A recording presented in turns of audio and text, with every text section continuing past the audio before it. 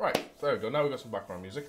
So like I say, going to be going through some softwares of streaming.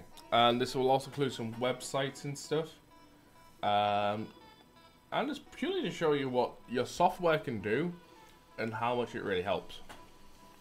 So first of all, we'll start off with the actual software you use to stream. So OBS and XSplit.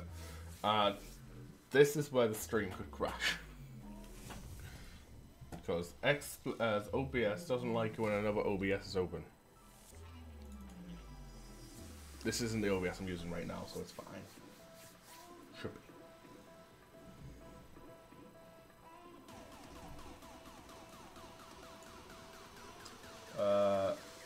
Remind me later. So here we go. It's copied everything from my other one. But yeah, so we have OBS, and then we also have XSplit. If I can get that open at the same time, it'd be amazing.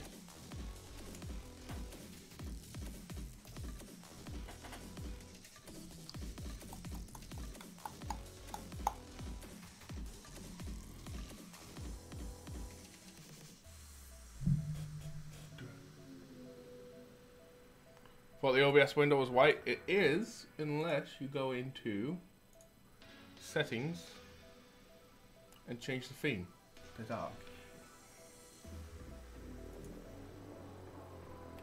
Yes, I don't own an XSplit license.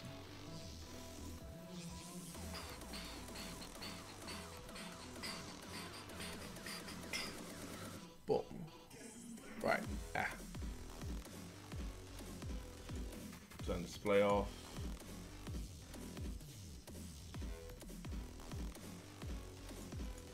We'll turn all this stuff off. There we go. Though it's a nice blank screen. Okay, so mostly because I'm actually upon doing my research and stuff, a lot of people tell me a lot of special things about XSplit. Upon my research, I found that OBS Studio and XSplit pretty much are exactly the same thing. Well, yes, they are, but I mean, in the sense of there's not much difference, but there is one major, big difference that everyone points out that makes OBS better than XSplit, and it's not the fact it's free. It's OBS uses a lot less CPU power. And when streaming, this means a lot. Might learn something. Fair enough. But yes. So overall, you want to try and use as minimal CPU power from all your other software as possible, so then your CPU's got more power to actually stream with. So a lot of people came to the conclusion, and you can pretty much see it here. The fact of OBS right now is using 0.5% of my CPU, where XSplit is using 40%. And now to clarify these numbers, what I will do, I will open Task Manager here, move these up, so we can see here. So one of these OBSs right now is my streaming one, the one I'm actually streaming off, and the other one that's just sitting here idle. And then we've got XSplit here sitting idle. So already, I'm guessing this one here is my actual one I'm using to stream with. Yeah, so there it goes, FTL. So FTL, when active streaming, my actual desktop screen is using roughly 10% of my CPU.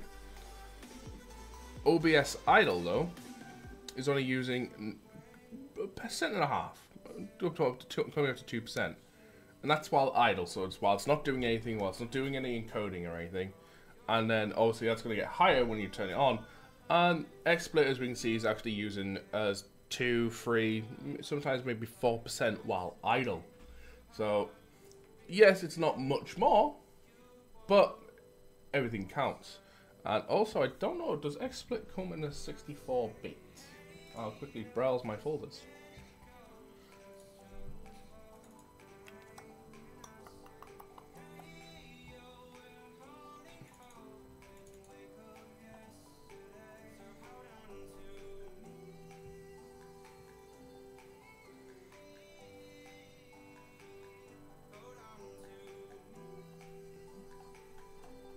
I don't think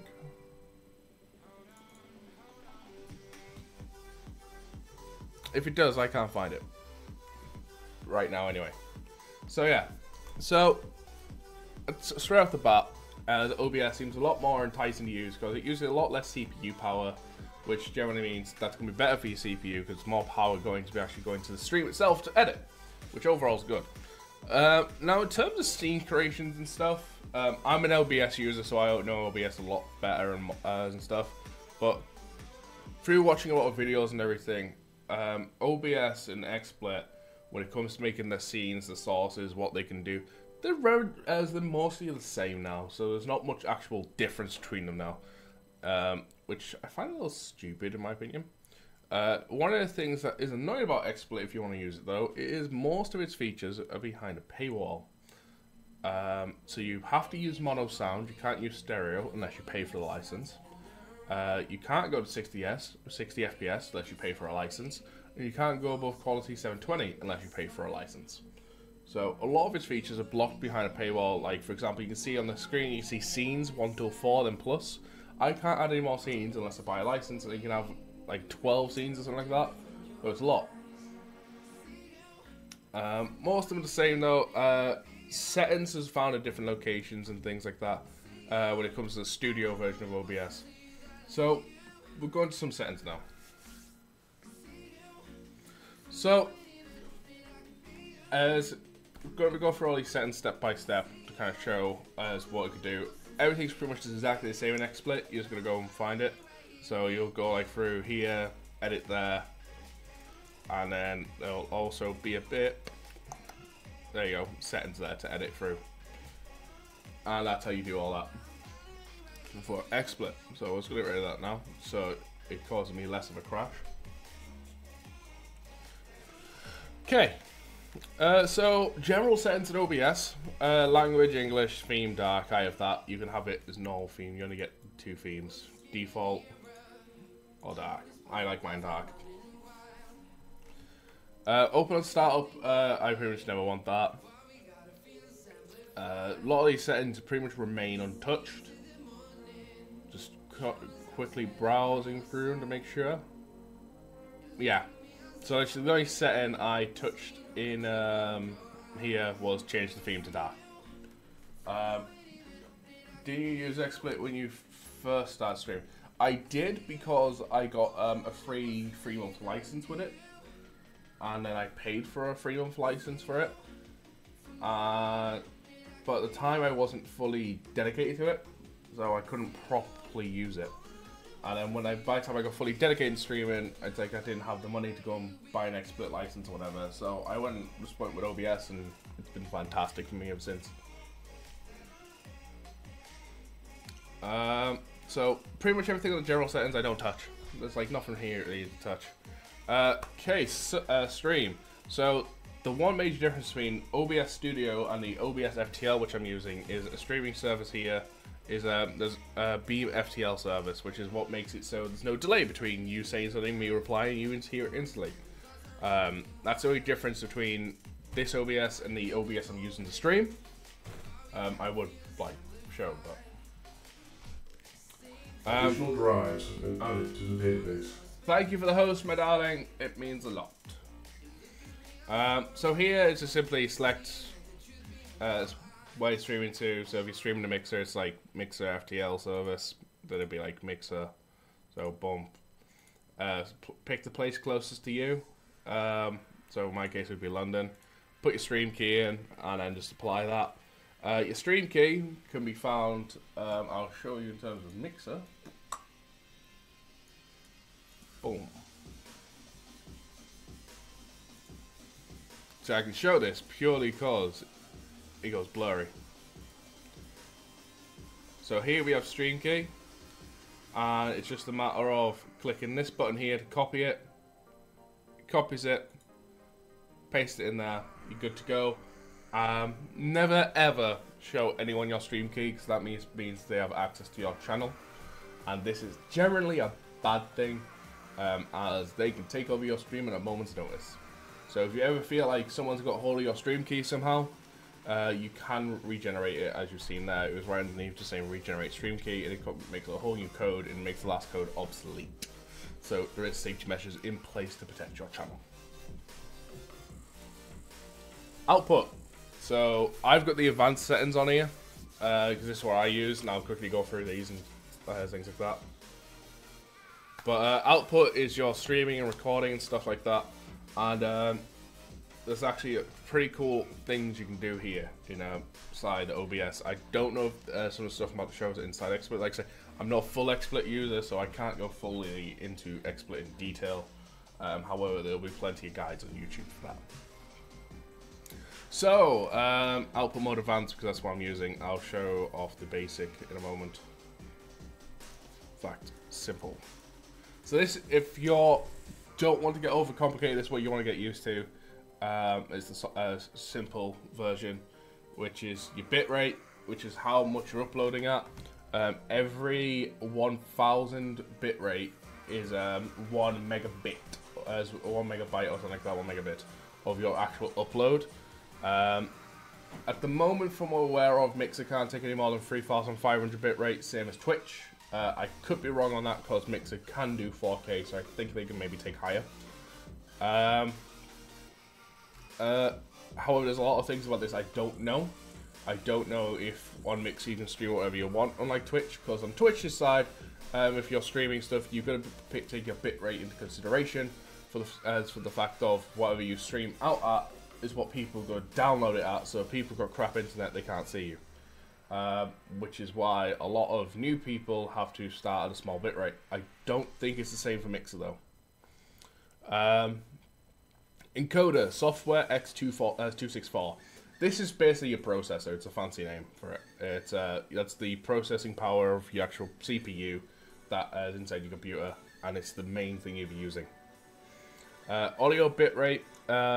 Basically, the higher this number is, the better the quality will sound, but the more has to be sent out with it. And I press space there. Recording, give a video path to where your video is going to be recorded to. Record quality, same as stream, higher, like basically make the file larger if you want. And video format, I generally always go MP4. And that's a very simple version, and that's pretty much what you're going to leave it to. And you can look up guides about what bitrate matches what quality. But there's a lot of different things that go into it. So we go to the advanced tab. This is what I use. And this is pretty much what you're going to be using if you use OBS with FTL, because there's certain features on here you've got to use that don't automatically tune themselves in with simple. So we have audio tracks here, and I'll explain that when we get to the recording tab in a bit. So encoder's the same, enforced streaming service encoding settings. Control rate, CBR, basically this, I can't remember the exact word, it's an abbreviation, but what this basically means is I can live stream and my bitrate usage will never ever go above 2500, but it can go lower. So use as little as possible until it needs to hit 2500, but then it won't go any higher. That's what this basically means. You can use a custom buffer size if you want. Basically means it buffers some of it before it sends it out, but that may end up causing a delay, so you don't want that. So this is something, key intervals, I'm not fully aware of what it does, but I do know for FTL purposes you want that at free. CPU usage. This is the type of thing where how fast and everything your processor is going to actually encode the stream and send it out. So, if I remember correctly, the slower you put it, the more CPU usage, but the better quality comes out. Generally, I just leave this at very fast. I don't really touch it. Like, the quality isn't good enough. Like, I find really no need to touch it. Profile high. Basically means it buffs up the quality a little bit, and also that's all that really does, is like buffs up the quality just a little bit to the high standards. Tune, zero latency. This is something you're gonna need for FTL, something I don't quite understand, but it is needed.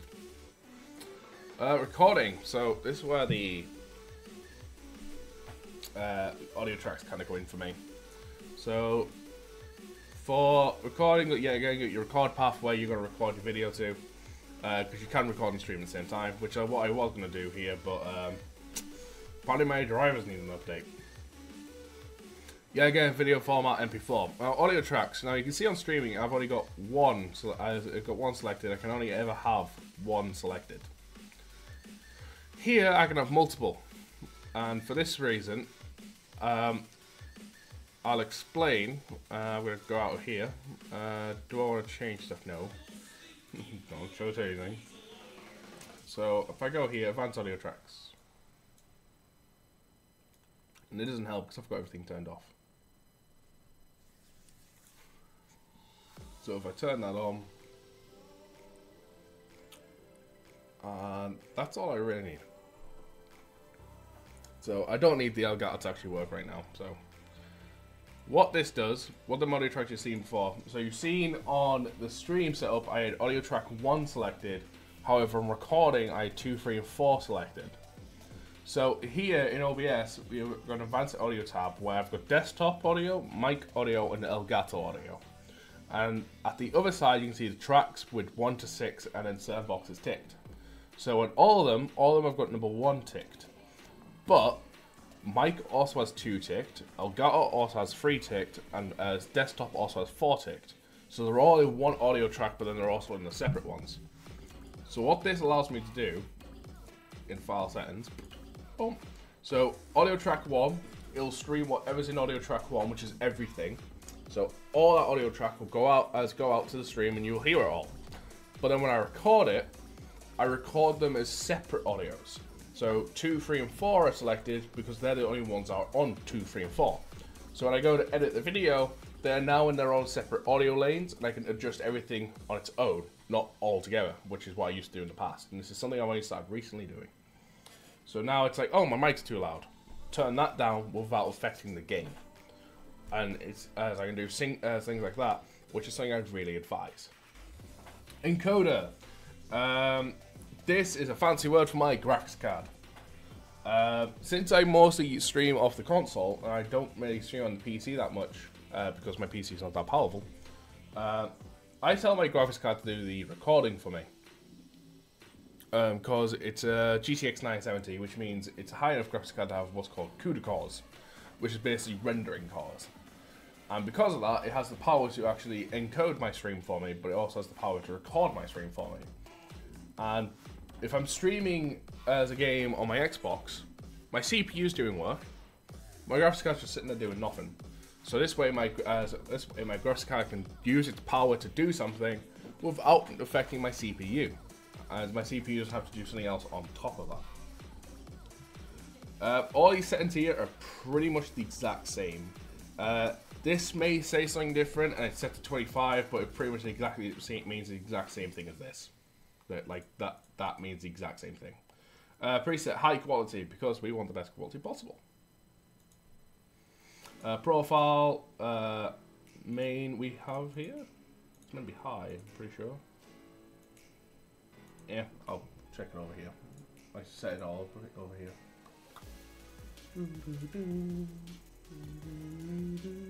No, it's meant to be May. Oh well. Maybe it is. Yeah, again, so I don't fully understand. I followed guides for that, and it worked, and I don't need to touch it. I don't know everything. 2-pass encoding. Don't need to worry about that or anything like this down here. Audio.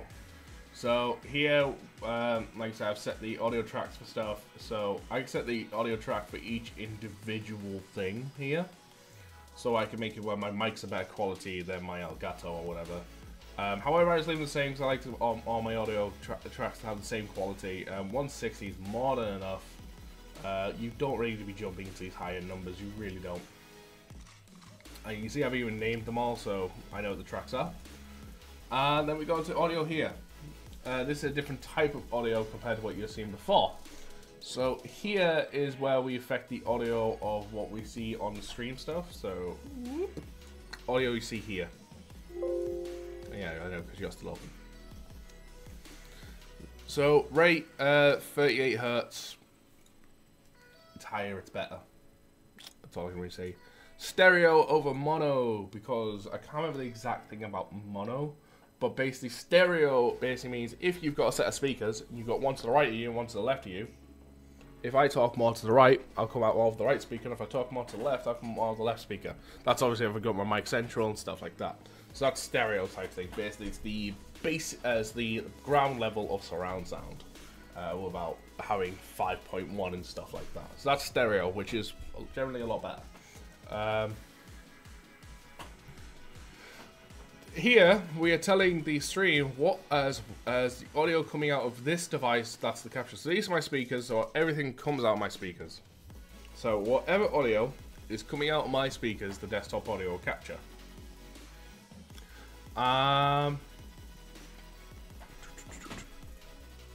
Turn that down a bit.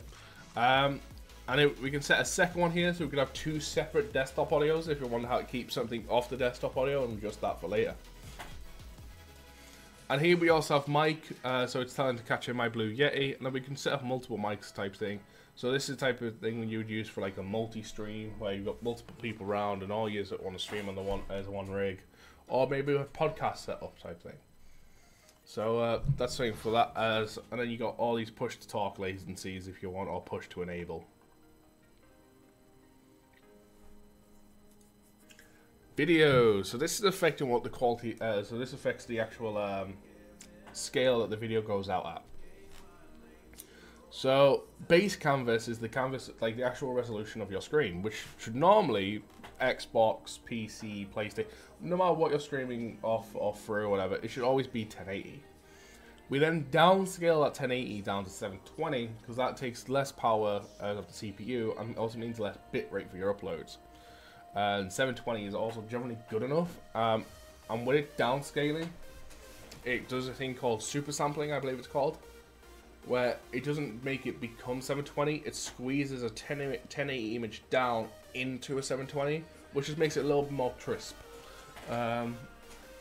Downscaling filter, I don't touch this. I don't understand it. And no one I've ever seen touches this, so there's no reason to touch it. Don't touch it.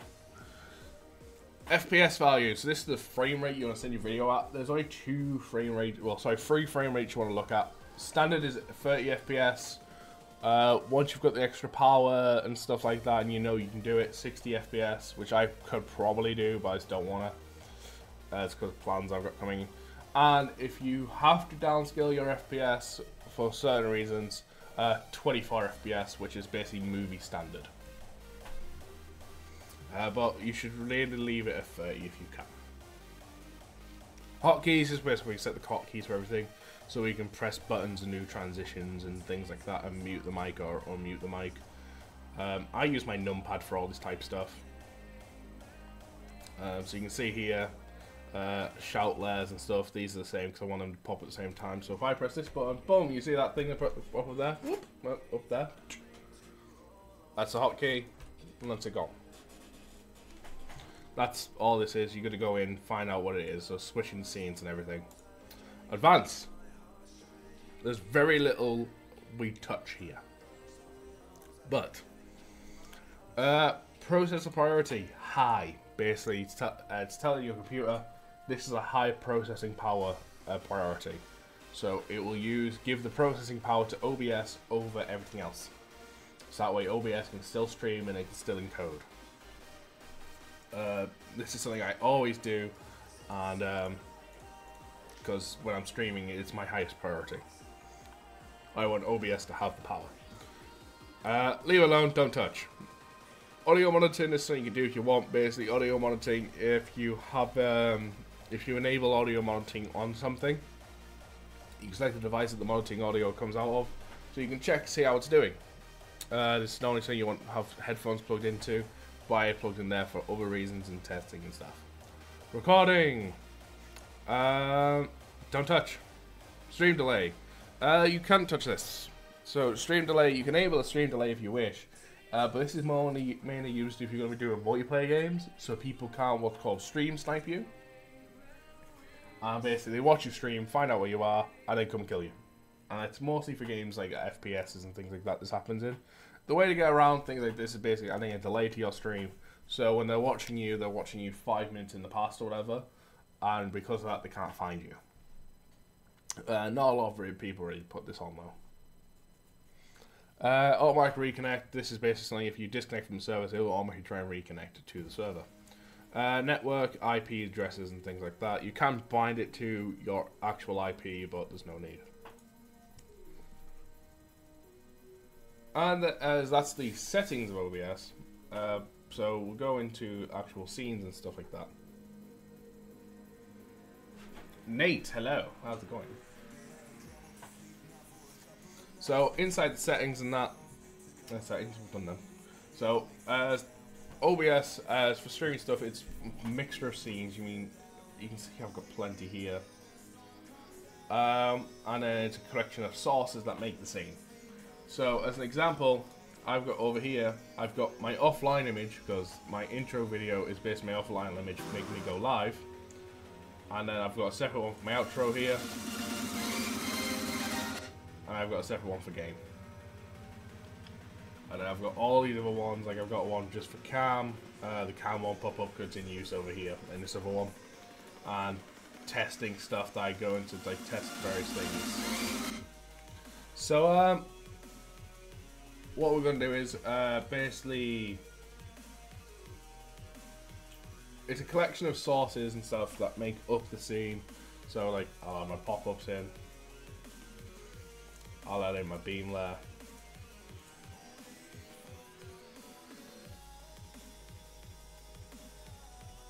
Do I do songs? No. I can't sing or do any instruments or anything. I've just got things like that, GFX. And you just got all the stuff that they apply together. Some of it pretty simple. I mean, only thing you should really look at is browser source, which you can see that shout outs, beam alerts, and all these other things, pop-ups. Images, if you want to do some images type thing. Display capture, which is what I'm using right now to show the display. Game capture to show the game that you play on your PC. Media source, so this big videos and stuff. A scene, this can duplicate another scene, so you can have that in a thing. Text files, which is what I use to do the streamer thing. So that thing up there. The words that are scrolling up, that's a text file that's reading. Yeah. Video capture device, this would be a capture card or your webcam. Window capture pretty much captures a window anywhere inside your PC. And I have no clue what that is, to be honest. But however, you can go in and individually edit every little thing. So if I go to filter, you can see there's a chroma key on the webcam because that needs a chroma key for my green screen behind me. And there's some little things you can do to everything, but that's adding filters and that. But you can just generally go properties and then configure the details to your liking here. So that's basically OBS in a nutshell. It can do a lot more things with plugins and things like that. I mean, this thing here is something I'm learning to try and get used. Don't know if it's still actually got. It does. So with this thing here, it's a plugin you can get for OBS, where when I do a transition, that's what this bit over here is for. Trying to get it to do something like that, but then instead we're just popping out, so I'm trying to get that to properly work. But there's a bunch of things you can do. So like I said, that's OBS in a nutshell, so we're going to move on.